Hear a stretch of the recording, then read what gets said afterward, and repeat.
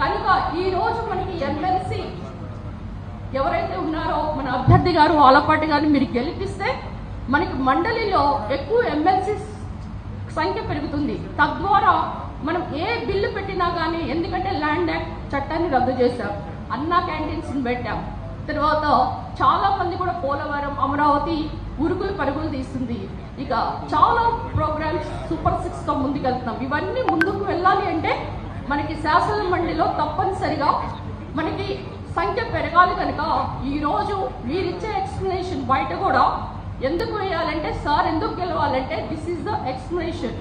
కనుక మీరందరూ ఈరోజు మరి ఇక్కడ క్లస్టర్స్ ఇన్ఛార్జెస్, పిఓసిస్ అందరూ వచ్చారు. ఇందులో మనము చెప్పాల్సింది ఏంటంటే, మన మైలవరంలో టోటల్ ఓటర్స్ ఆర్ 13,910. సో 13,910.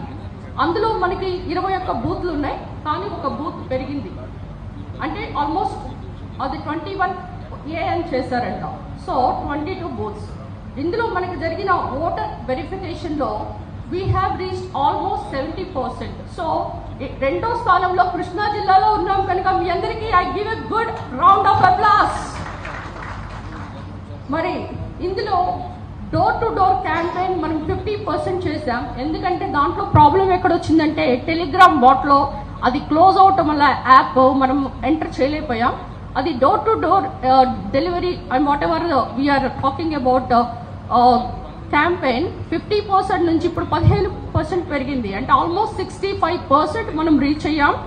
మరి ఇందులో మనం పిఓసిస్ ని ఆల్మోస్ట్ 445 మందిని పెట్టాం.